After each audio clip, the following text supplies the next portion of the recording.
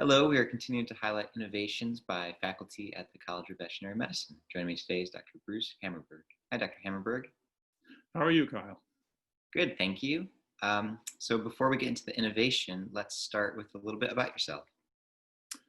Well, I've been on the faculty of the College of Veterinary Medicine since 1982, which puts me at the very beginning of this endeavor.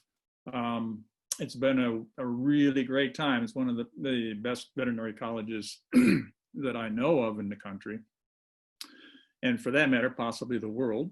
And it's offered me the opportunity to do some very interesting things in regards to research.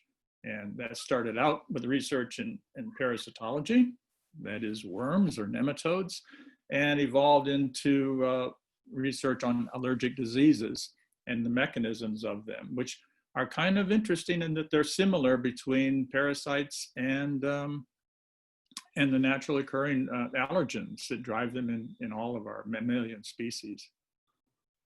Interesting. And tell us a little bit about that innovation.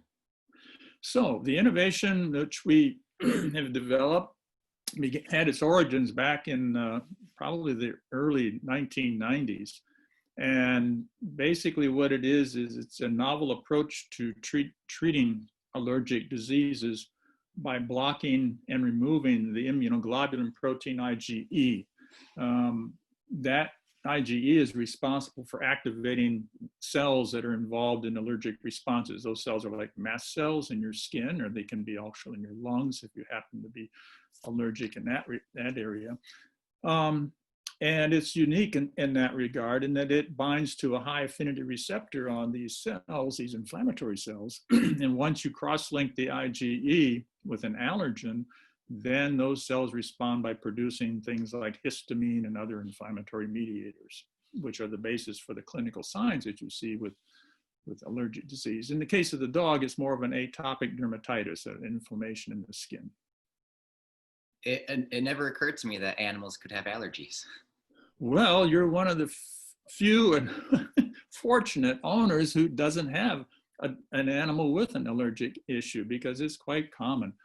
Most dog owners will have either a direct experience or indirect experience with dogs that have developed allergies. And it's amazing how close it resembles a human disease with regard to frequency and heritability and association with our common allergens, such as grass pollens or house dust mites for that matter.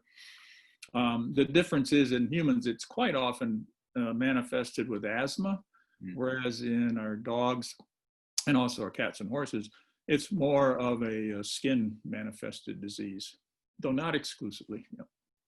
And so is the treatment you spearheaded commonly used? Well, it is a base of it. What we've done is made it rather unique and novel in the sense that it's not what we've done is combined an antibody against IgE, which was developed in the human area back in the early 2000s and has been a very, very successful drug.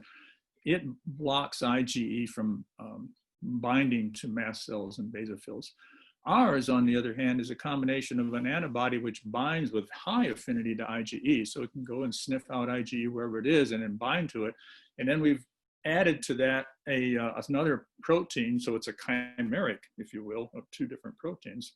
We've linked another protein, which is actually the high affinity receptor itself.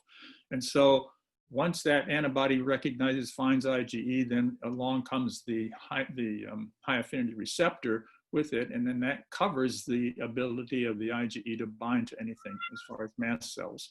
And so that is our claim to fame in the sense that it blocks IgE from binding to mast cells, but it also can take IgE off of mast cells and basophils because of this high extreme affinity with the antibody we've developed.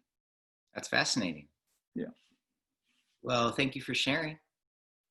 Okay, very glad to. Hopefully we'll see this forward. We have patent application out on it right now, and several companies we're talking to as far as putting it out and hopefully providing a new approach to treating allergic disease in dogs.